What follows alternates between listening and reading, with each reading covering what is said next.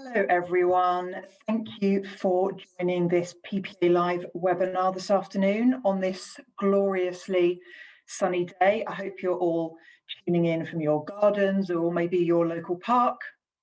My name's Caroline. I'm the Events and Commercial Director here at the PPA, and I can tell you from working with Daydot on this session over the past few weeks that the next 30 minutes of the presentation is going to focus on the real nitty-gritty, really, behind subs retention strategies and what best practice looks like. And this is a topic that has come up so many times when I've been talking to publishers this year, with focus shifting to ensuring how we actually retain the audiences that we've built throughout these various lockdowns and trying to anticipate further shifts in consumer behaviours and sentiments. So Katie Bloor from Daydot will be running this presentation for 30 minutes, and then we'll have a Q&A. So get those questions in, you know what to do. You can also upvote your favourite questions to make sure that we cover off the most popular questions first. There's also a chat function, which I can see a few of you are already using, which is great. Don't forget to make sure the setting is set to all attendees if you want everyone to see your messages. Katie Bloor, our presenter today, is Head of Optimization at Daydot, and she'll be talking us through the 8 key pillars that form a good, robust roadmap for subs retention. And she'll also share some of her insights from working with publishers, including the Wall Street Journal, on how they've achieved success following these methodologies. So over to you, Katie. Great. Hi, everyone, and thank you, Caroline, for the introduction. I'm just going to share my screen very quickly.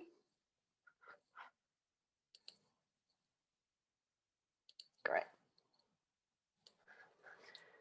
Cool. So hopefully you can all see my screen well there. So thank you again, Caroline, for the introduction. As Caroline mentioned, I'm going to be spending about 30 minutes or so just walking you through, from our perspective, the ways in which you can be increasing subscriber retention, which will then go on to maximize revenue growth. So before I go into the details of that, for those of you that weren't on my last PPA webinar back in November, you might be wondering who Daydot are.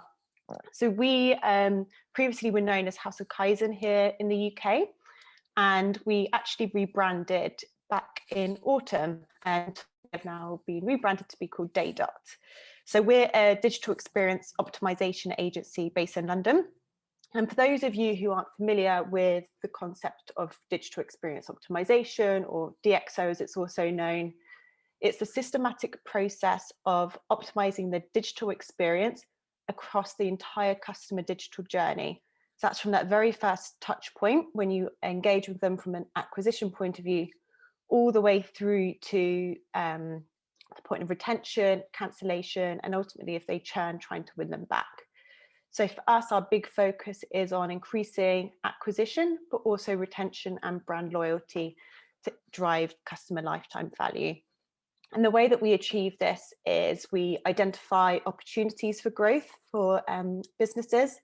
We then enable customer understanding, so really understanding your customers, and then bringing that together, we create digital experiences, which optimization is a key part of.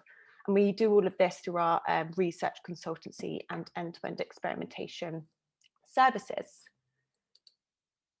And we've been doing this for about 17 years now, and we very much focus in sort of businesses that have a recurring revenue model.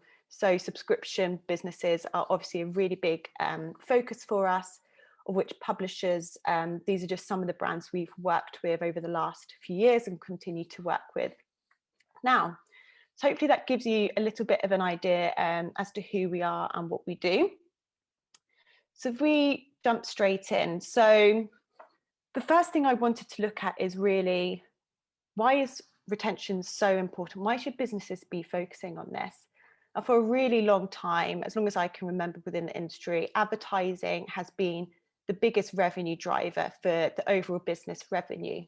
But really this last year completely turned that on its head, and we saw so many businesses pausing advertising spend, reducing it, and some publishers were losing 80% less, having 80% less advertising revenue. But fortunately, other areas such as subscriptions had substantial increases, which therefore helped these publishers continue to grow. And kind of real big outcome of this big shift is it's highlighted not only the importance of diversifying revenue, but also how big an opportunity subscription revenue represents. And for many of the publishers on this call, subscription has probably always been a part of your product offering. But even looking at that, kind of at the acquisition of new subscribers has typically been the focus.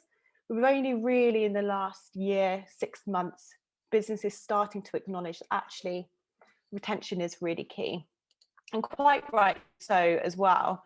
There's lots of stats that have been shared within kind of the subscription industry for a while now. And some really, really key stats that I want you and your business to try and remember is, firstly, that when you have a subscription model, really only 5 to 30% of revenue comes from that initial sale. After that, 70 to 90% actually comes from the retention and cross-sell. And not only that, there's kind of these key stats as well that have been around for a while now, that acquiring a new customer is 5 times more expensive than retaining an existing one. And secondly, increasing customer retention rates by 5% increases overall profits by anywhere between 25 and 95%. And to be able to increase retention, we kind of the world with DXO really does need to be a focus. And it needs to be across the entire customer life cycle, not just across acquisition, where it typically does focus. Now, what we can see here is with the customer life cycle, onboarding, engagement, cancellation, and win back. So applying it there and looking at some of the building blocks for that as well. So having the right people and skills, the right technology and tools to be able to implement such a strategy, having the right process and methodologies in place, and really making sure you've got the right data and research in place as well to be able to find those insights and opportunities. And then, of course, making sure you have the right strategy to start to activate and bring all of this together, and using experimentation for that as well. And by using DXO across the full customer journey, you then have that big uplift in retention, which obviously goes on to drive higher customer lifetime value and ultimately recurring revenue growth. Now, as Caroline mentioned in this presentation, I'm going to be focusing on kind of the 8 core steps that we think publishers should be focusing on to drive subscriber retention. Before I do go into that, we are just going to do a quick poll, which should be coming up onto your screen now. So the question is, which of these is the biggest barrier to your organization for focusing on retention? First answer is senior stakeholder buy-in, so struggling to get that stakeholder buy-in. Maybe not having the right level or type of retention expertise within the business. Not having enough resource to design and build. This is something we see that kind of the design and build resource is more focused on other parts of the business. Not having the right customer data in place to be able to activate strategies, not having the right technology, and finally not having the right budget in place, which really would enable you to support kind of those items above. So hopefully you've all had a chance now to vote there. I think we should be able to see the answers in a moment as well.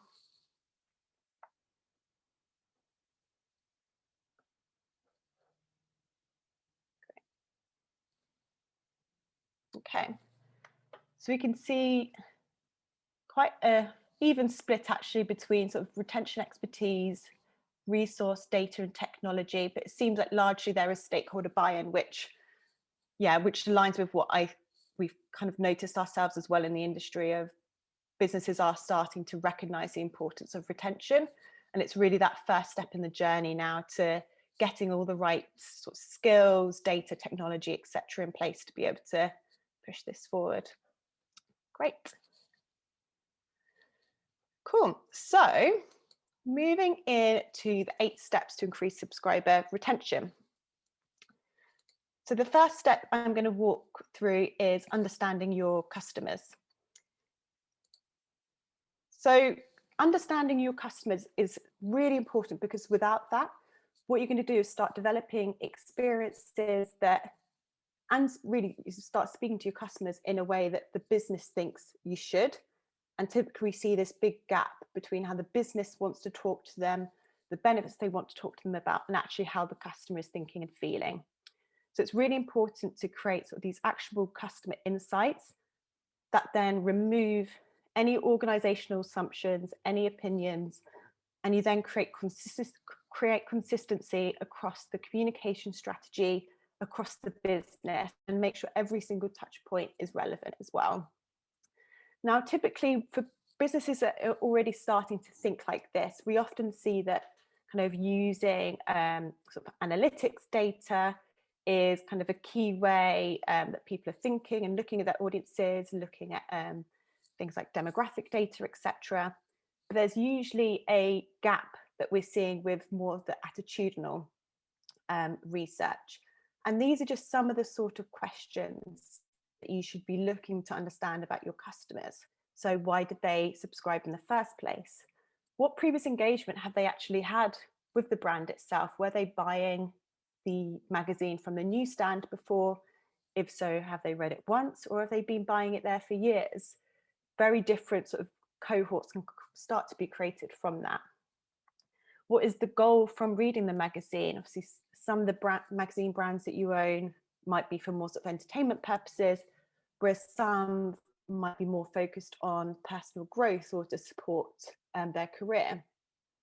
What do they like about the subscription? But then also, what don't they like about their subscription? So you can see already, if you had these answers for your customers, for your brands, you'd start to build up a pretty good picture.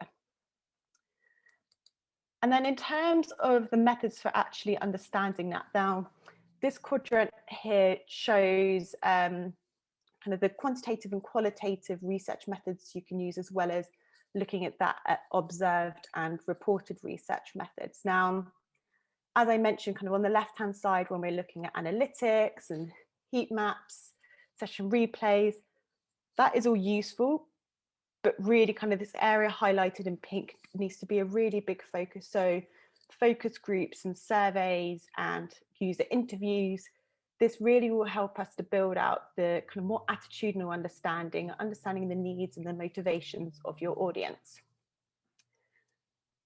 And to look at an example for this, this is just some example research we did for another publisher, just to try and bring this to life a little bit more. So one of the questions we asked was, what is your main goal for reading X publication? And straight away, we could see that actually for them to become more knowledgeable was the primary reason. And actually the publisher we did this for thought that there was actually going to be a lot more in the boost your career and form a political opinion. So that was a really big learning for us in the business.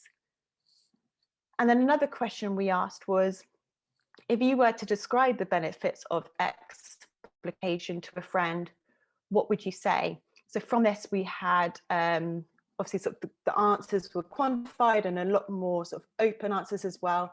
But this word cloud here starts to highlight the key benefits that they would see, but also the type of language that they're using.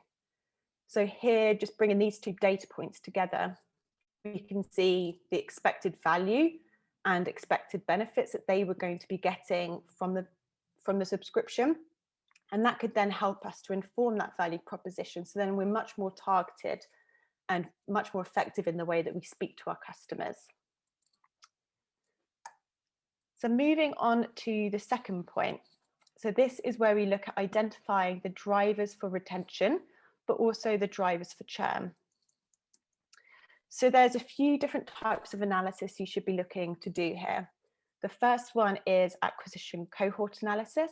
So this is where you group your users based on when they subscribe to your magazine in the first place. And then with that cohort, kind of how, at what points they are churning and how that maybe differs between cohort. So in this example, you can see on the right-hand side, we can see that here, for example, in November 2020, the number of subscriptions we got went up, but the churn rate was lower. And we know that during this point, it was a Black Friday sale. So maybe we brought people on a 1-month trial, and then after that, there was the step up pricing and people started to churn. So you start to really be able to identify, okay, well, this cohort, they look to have a higher churn risk than the October cohort. Therefore, you know that that's a particular cohort to pay attention to. But it also means for the future, when you run a similar sale, that you know from the beginning that this is the type of risk that you have from a churn perspective. And you can start planning for that, modeling that out as well in your forecasting. The next one is when people then do go on to cancel, is to really understand the drivers for that. So understanding what their motivations for cancelling were. Was it that they didn't have enough time? Was it a lockdown purchase that just kept them entertained while we were all stuck at home? Did they actually experience the value they were expecting to experience? Are they then going to go and use a competitor product? If so, why? So these are just a few of the things you should be looking to understand. But through that, we really get to build up again this picture of what were the drivers for churn, and we're hearing it straight from the customer rather than making any assumptions. And then the third analysis is the behavioral cohort analysis. So this is where, again, if you have this data, you should be looking to see how the kind of different features that people can engage with. So for example, with a newsletter, how that can go on to impact churn. So the diagram on the right shows that those that did sign up to a newsletter, at the end of 360 days, their stick rate was much higher. It was 34% higher than those who did not churn. So if you carried out that analysis for all the different subscription features that you have, then you can start to really understand, okay, well, which of these features is going to have the biggest impact on churn and have the biggest impact on retention, sorry, but then also when are they most likely to form habits around this feature. And then at the end of this, you should have a list of lots of different features, but also you then need to start prioritizing these features. What you don't want to do is speak to every customer about every feature all at the same time. It needs to be really well thought out and planned from a communication perspective. So this matrix here just kind of provides a bit more of a simple view of how to do this. So on the bottom, we can see what the feature, what impact it will have on 1-year retention rate, so rating that from low to high, but then also looking at how likely they are to create a habit around that feature. It's all well and good them signing up to a newsletter, but then if they're not actually opening it, reading that newsletter, how much of an impact is that going to have on retention? Probably not a huge amount. So what we can see here is the kind of the features that are in the green. They are the ones that we should be really focusing on. And this is just an example. Obviously, these features will be unique to your business, but it provides a really good way of just being able to prioritize and focus your efforts. So once you then kind of have this understanding of the key features, we then need to look at, okay, well, what are the barriers for people using these features in the first place? So this is where, again, that research quadrant comes back in. So we need to be looking to use research, again, probably more on the right-hand side, around what's the level of awareness around this feature? Do people even know it exists? What is the understood value of that feature? What are the pain points, the pain points of friction which are preventing them from taking that action? Are there some anxieties as well that prevent them from taking the action? But then we should also be thinking, okay, well, the people who do engage with that feature and have a really great habit around it, what is it that they love about that feature? So we can then start to make sure we're taking those learnings as well. And then an example, just to add a little bit of colour to this. This was, again, for a publisher, this question was part of a bigger survey, which looked to understand why people hadn't registered for a specific feature. And what we could see pretty quickly was that 35% of respondents just actually didn't understand what the feature was. So straight away, we knew that we needed to make sure the communication around that was really clear and concise. But then we also had 22% who just said that the offers and events that we were promoting didn't really appeal to them. So again, we knew that from a sort of a product and feature offering here that needed to be broadened to have sort of a broader appeal. But also we need to be better at communicating the range of benefits, because really there should be something for everyone there. We're just not talking about it in the right way. So at this point, you'll know about all the different features and how they impact retention. You'll have an idea of how to prioritize them, and you'll be armed with lots of great insights as well about why people aren't engaging with the features, but also why those that do engage with them, what is it about that feature? So now this next section really is about applying what we've learnt. And that first step is the early stage engagement.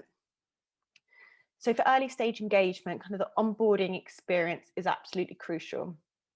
The objective of onboarding is really to guide users so that they find and see value in their subscription from day one.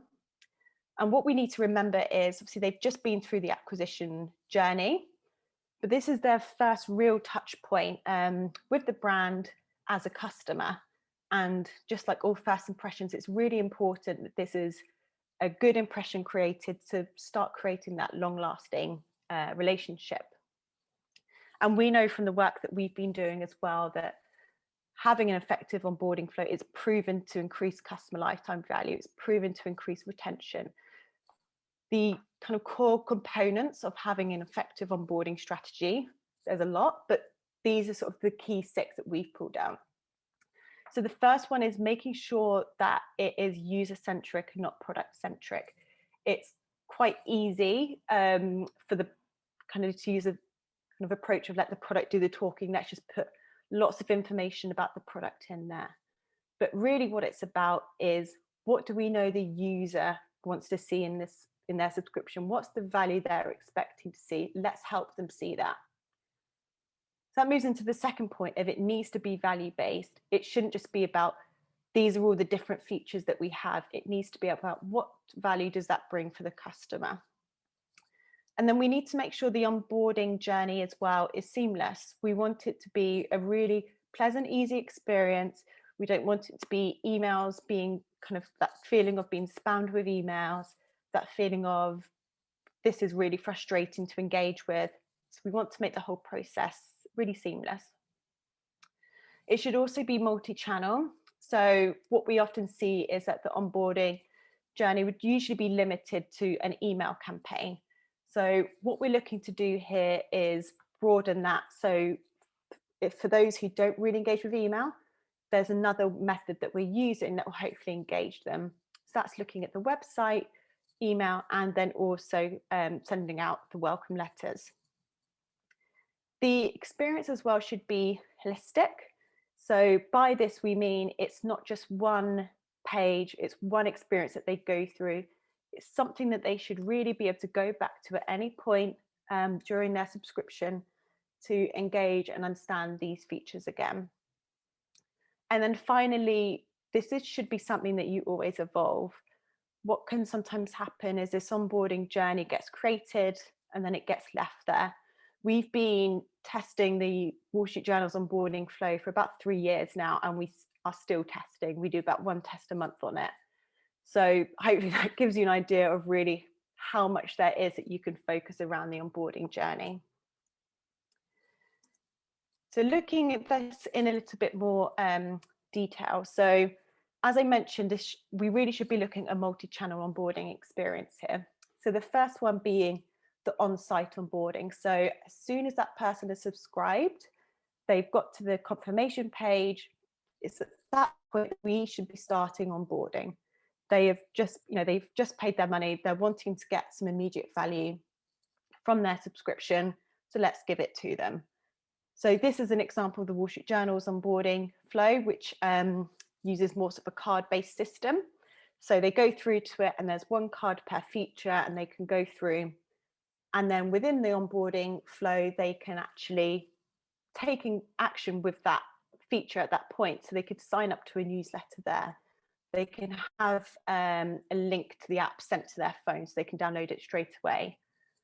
Now here it's really important, that we're not just capturing attention and awareness, but we are actually trying to start driving those habit forming features.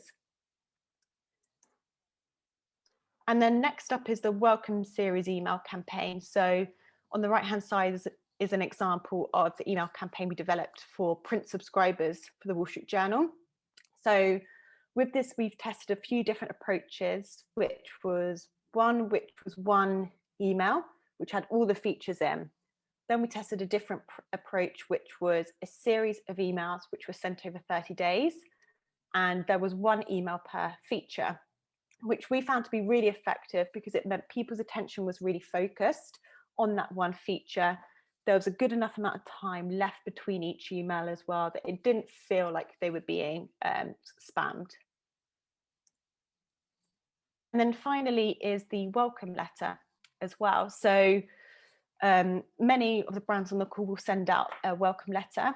Often that will come out with the kind of first magazine. We feel though that this is something that also should be tested. Typically there's quite a big gap from when you first subscribe to when you first receive your magazine. And then that first magazine can arrive, like, oh, I forgot that was coming. So making sure we're using that time period as well to engage. Okay, and then the next section is looking at the middle stage engagement. So at this point, people have been through that sort of early stage onboarding. Maybe that's been about the first month, but now we need to look at how do we engage people going forward. There's lots and lots of different ways that this can be done. So I'm just going to be talking about a few. So one of the big kind of underutilized areas often by subscribers is the digital content on the website, which, yes, that is usually free for anyone to read. But as a subscriber, it's a really good opportunity to create a further connection with the publisher, with the content, and to just get more value rather than waiting for that magazine every month to arrive. So there's two sort of key ways to do this. Firstly, it will start with external triggers.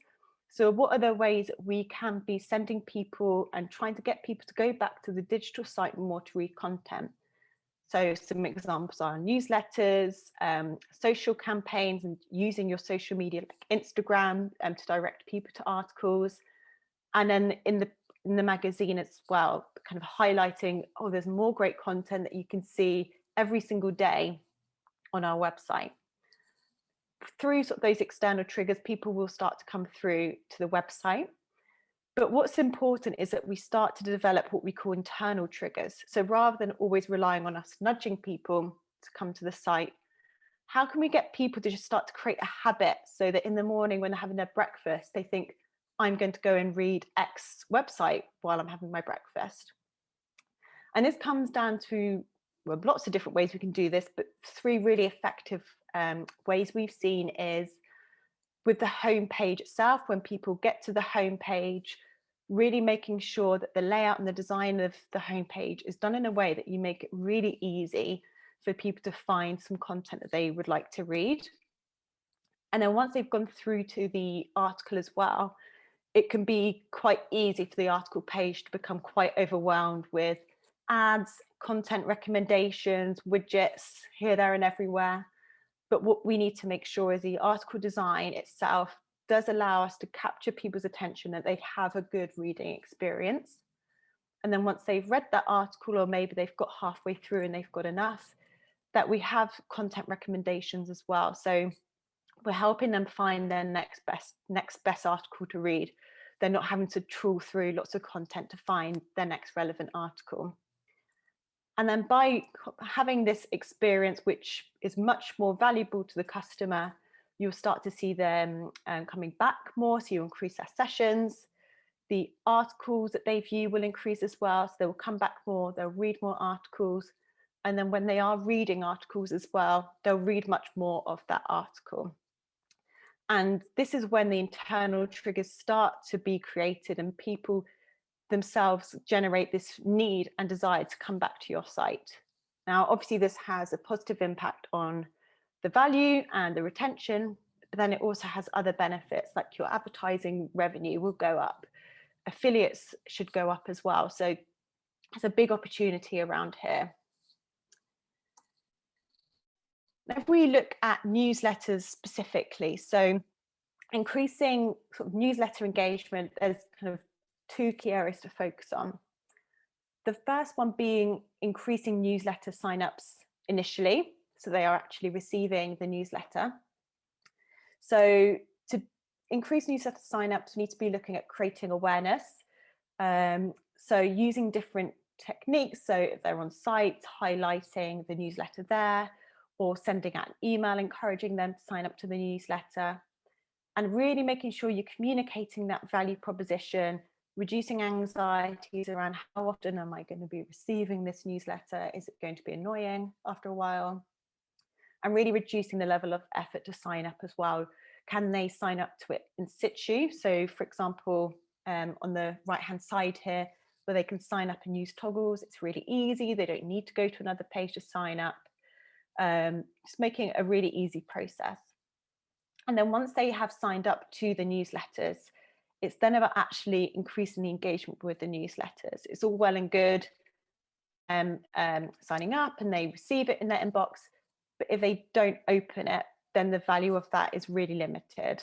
So here, some really important considerations is making sure the content that's being included is content that actually customers do want to be reading. Making sure there's the right level of choice as well. You don't want to provide too much that is overwhelming, but not enough that people don't find an article that's compelling for them to read. And making sure as well that the newsletter itself is designed in a way that it's just really easy to engage with, especially on mobiles where there's kind of less space to be presenting the content. And then finally, thinking back to what I mentioned on the onboarding experience of having this holistic experience, is this concept of creating a membership hub. So this is what we've done for the Wall Street Journal and Barron's. So this is Barron's on the right. Quite simply, we took what we did from the onboarding experience, that on-site onboarding, and we put it into a membership hub with this kind of left-hand navigation. And we've made this membership hub really accessible, be it from emails, be it from on the editorial site. There's a link into this membership hub.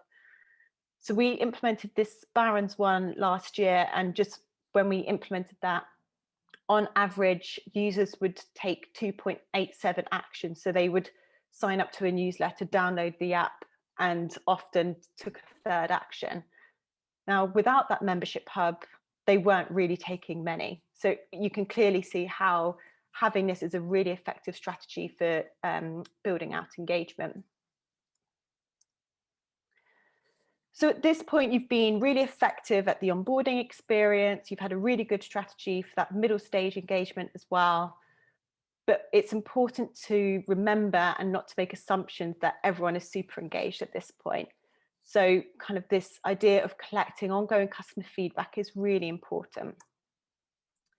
So with the customer feedback, you should be looking to understand customer satisfaction, NPS, how many times have they been in contact with your contact center? And then from there, you can build out, again, some new cohorts. So firstly, you've got the detractors. So the people who actually really aren't very satisfied with the product, they're a high churn risk. They require some really proactive measurement campaigns. This one is the passive. So those, they're quite indifferent there. They're enjoying it, but they're not loving it.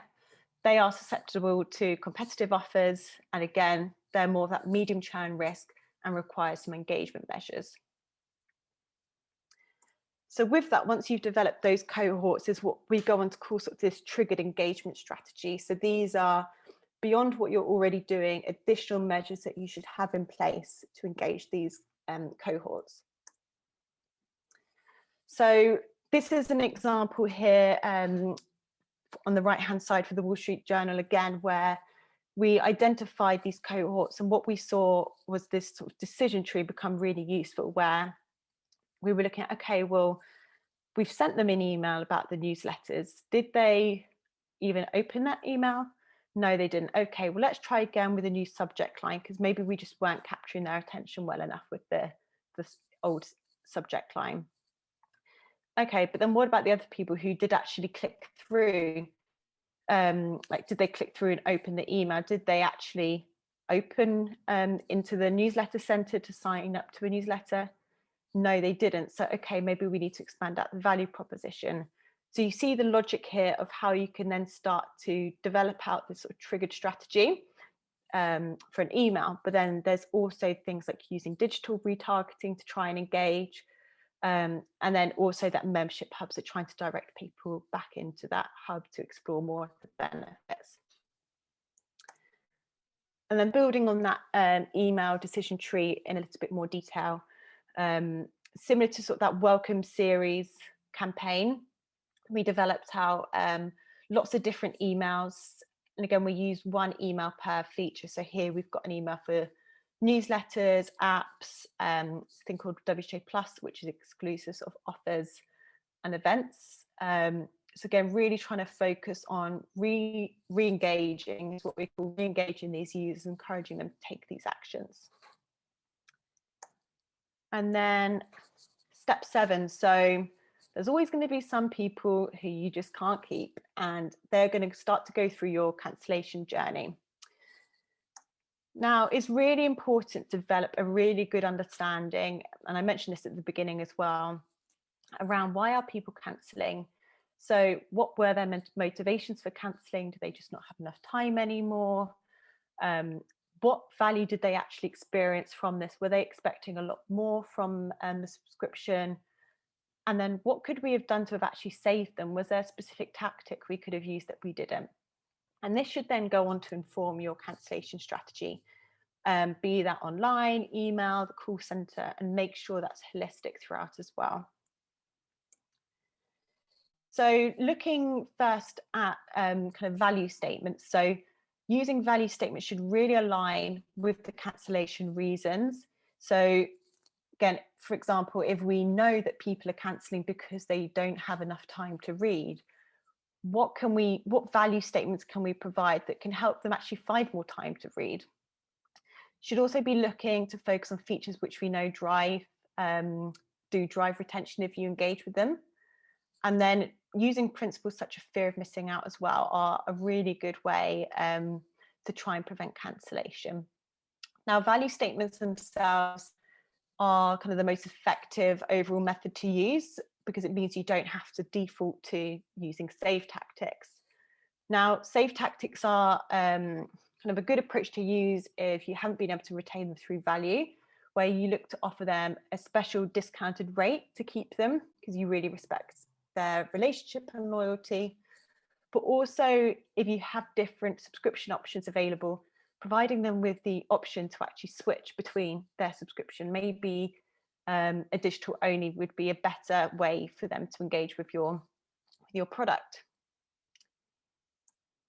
And then the final step, number 8, is building that win back plan. So those who do go on to cancel, how can we then actually win them back? Now, win back campaigns are really important because, again, thinking about kind of how this work compares with acquisition is, we know that the odds of making a sale to a current customer, so someone who's just lapsed, is 60% higher than that of selling to a stranger. So we know this is a really important audience that we should be targeting. And what can sometimes happen is the kind of win back strategy is they go back into that kind of general acquisition prospect cohort. There's no kind of special way of talking to them or acknowledging them as a previous customer. So a few key things to look at are making sure that the incentive that you have is exclusive. As a returning customer, you would expect to have a special offer. And then that kind of forms the basis of the offer. And you should be using sort of email and social to then try and reach out and send them back to a win back shop. So again, making sure they're not going back into the normal shop, that this is a unique shop which is for returning customers, and speak to them in that way as well. So in terms of the email campaign, usually what we find is a campaign of 3 to 4 emails is the most effective, where you kind of go through these 4 stages. So first is that reminder of the brand and the value, but also explaining the value, explain the incentive. The second one is then where you really focus on the incentive and the special offer for them. The third email is, okay, this is your last chance, this offer ends soon, trying to create that urgency. And then finally, it's the final goodbye email. So this is important to make sure you kind of tie up at least the relationship at this point in time nicely, without it being this kind of open-ended, how many more emails am I going to receive about this?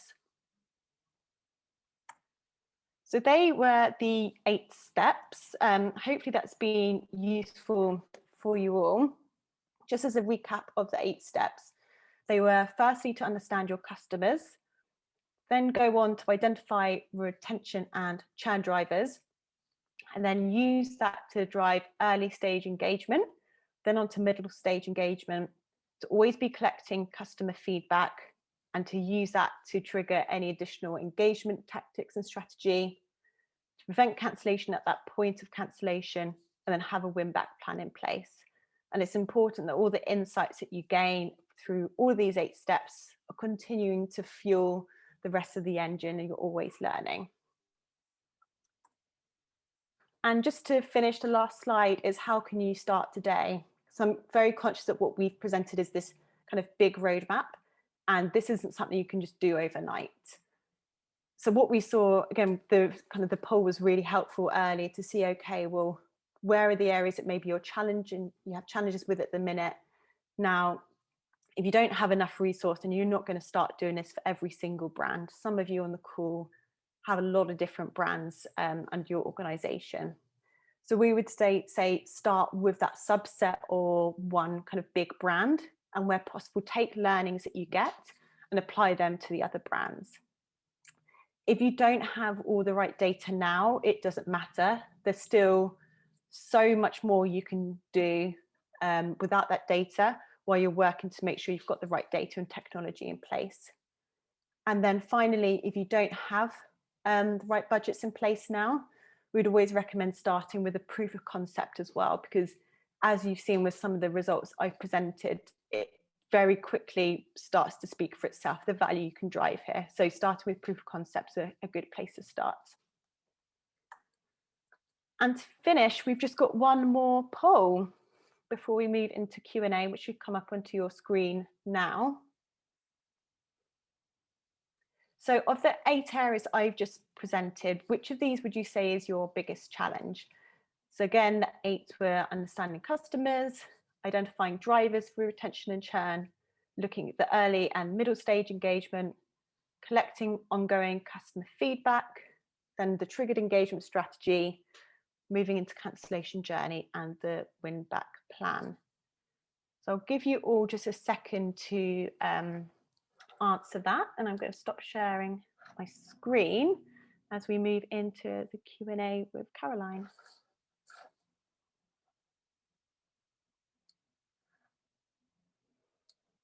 Great. Hopefully we could probably finish that poll now. And again, so understanding customers, the biggest challenge, and then identifying the drivers, and then that kind of early and middle stage engagement. Interesting. Great. Thanks, Katie. I bet you feel exhausted after presenting that, don't you? There was a lot to unpack there. I know. So much detail. We've had a lot of questions come in as well. I did have some, but let's not worry about those. Let's go straight to the audience questions. Of course. Okay, so our top question so far that's been upvoted is from Grace. Hi, Grace. How many newsletters do you think are too many? And have you worked with clients on experimenting with sending newsletters at different times? Yes, that's a really good question. So the number of newsletters, it is going to depend on the brand and the type of content, because what's really important is to make sure that you understand kind of what is the appetite for newsletters, what type of content would people want to be receiving, and then you're matching it with those needs rather than creating lots of different newsletters with the hope that something is going to stick there. With the Wall Street Journal, they used to have, honestly, it was like nearly 50 newsletters. It was like such a long list, and some of the newsletters had like 100 subscribers. So it's definitely really important to make sure you get that right balance. It's hard, yeah, based on the publishing brand itself. The more choice, the better, but you just need to make sure that choice is actually aligning with what people are looking for. It does seem that mostly people have sort of that one newsletter. I'd say more than one is definitely better, because then you can start to get a little bit more targeted, and the more sort of relevant the content is as well, the more likely people are to engage.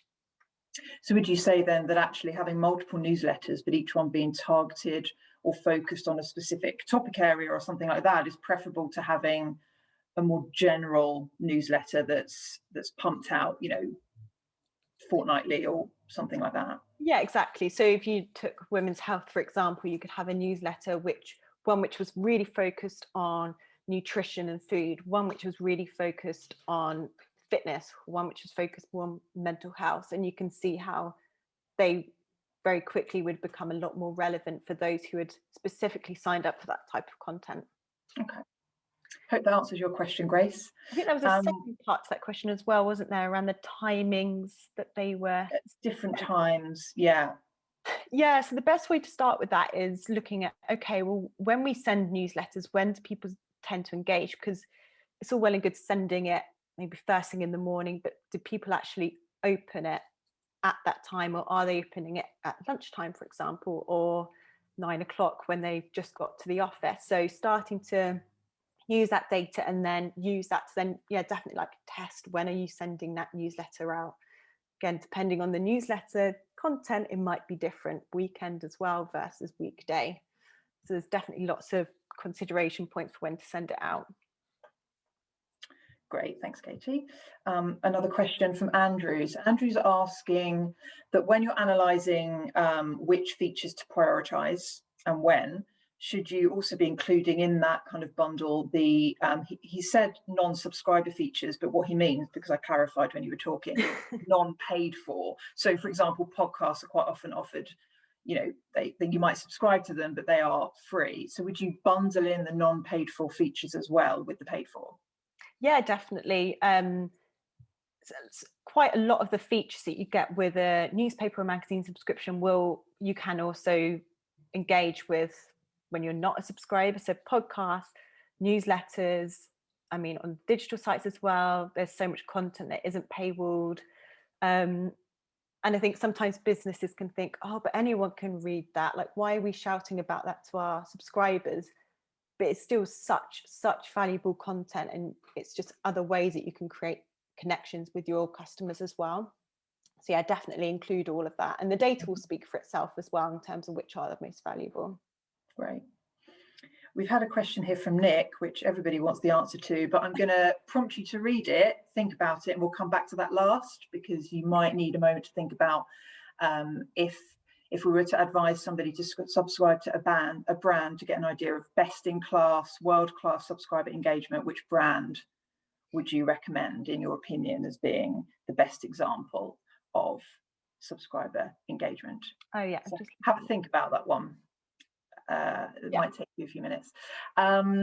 Let's move on to Anonymous. How much data do you think would you recommend that publishers need to come to robust conclusions without the results being skewed by too small a data set? Yeah, so that's going to depend really on how many subscribers you do have, because that then will impact the sample size itself as well. Is there a recommended percentage, perhaps? Yeah, there's quite a few different factors that do impact that. Maybe we can have a follow-on conversation with themselves just when we know a bit more detail around their size. But in terms of the data itself, you do need kind of a fair amount of data, at least to try and get going in a really robust way. But if you don't have all of that data in place at the minute, as I mentioned earlier, you can just start small, and then you can start to validate some hypotheses you might be informing. And I think it's important as well to note that kind of what I've been talking about as well, it hasn't been things we've just been like, right, we've learnt this, so we are now going to build this and move on. It's we build up hypotheses, we run tests, we validate or invalidate that hypothesis, and we keep learning that way. That kind of initial data is really that sort of first point for getting started. Yeah, nothing's ever straightforward, is it? Alistair's question here is an interesting one. So there's been some controversy about the Telegraph's star system. Don't know if you're familiar with that, Katie. It's essentially where content is rewarded based on subs and retention stats. So journalists are incentivized in that way.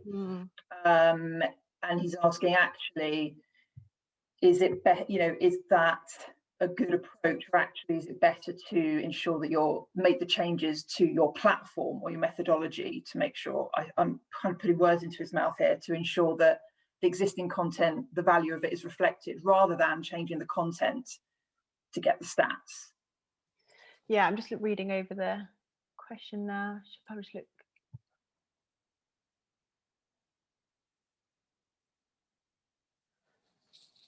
Yeah, so I think it's a hard one. It's one of the first kind of publishers who's really sort of taken that leap to doing this, and some of these things as well where there's controversy. Is it because it's the first time, and actually it will become a bit more of a norm?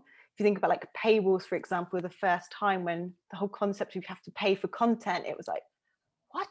Why? And then it just becomes a little bit more of a norm, doesn't it? And kind of that initial controversy then disappears, which is always good. Yeah. In terms of publishers looking to adapt the products and the content based on user data, it is a tough one. I think you have to find this right balance of, you don't want to be creating so much controversy with like your customers that they begin to feel really kind of dissatisfied, and kind of becomes actually, from a PR perspective, it can have pretty big implications. So it's always a type of thing that's really important to kind of that pre-launch, going through sort of your beta and focus groups. You're really looking to understand that. But like content is a really, especially somewhere like the Telegraph, where that digital content is the real core part of the product, that it will naturally become a time where people are looking to adapt the product content based on loyalty, for example. But they should also be looking at like other things outside of that as well, naturally. Yeah, I guess it's not a binary solution, is it? Because I suppose if you're adapting content to reflect your customer behavior and desires, then that's the right thing to do. But if you're reflecting it just to get some quick wins, I guess the conversation is actually more about getting a sustainable customer base, and not damaging the credibility of the content in the process. And it goes back to that idea of user centricity rather than kind of the business and the product being the centricity. Like, you need to be thinking about the end user and how it's going to make them feel. And it's not about, okay, well, as a business, we want to do this because it's going to increase revenue. It needs to be thinking about the user and customer first. Yeah, sure. Next question, which refers to an early stat that you gave, the stats that you offered around acquisition revenue versus retention revenue. Where did those stats come from? So I can, I think when we add this presentation up, we can add sources to that as well. But it's cited quite widely now as well, even on sites like Harvard Business Review, kind of most recent places I've seen it as well. So yeah, we can add the sources for those stats onto the deck. Great, thank you. And what are your thoughts on sending physical welcome letters for digital subscriptions? Yes. So for digital subscriptions, it's a tough one. It's one of those things. It's worth testing maybe 1 month, sending out a letter if you can. Like if you've already have built these letters for print subscribers, try sending them to your digital subscribers as well. Whether they work, that's something to be seen. Typically with digital subscribers, you'll see that they'll engage with the on-site onboarding and the emails more so. And then when they receive a letter, it's like, oh, why am I getting this? But it's definitely worth looking at, because as I mentioned, some digital subscribers actually don't engage with email that much. So it's always important to have another channel that you're using. Lovely. Should we go back to that question from Nick about if you wanted to subscribe to a brand to get an idea of world-class subscriber engagement process and content, what would you recommend? Yes. Well, obviously, I'm going to say the Wall Street Journal is a great place to go and look. Sure. So obviously, a lot of what I've talked about there, you'll be able to see in real life. That's a good one. I'd say as well, the New York Times have been doing quite a lot in this space as well, especially kind of what I was talking about in terms of that, like editorial, the way that they design kind of the experience for their readers, the way they design the article page, very much focused on the user, and kind of advertising is much more stripped back.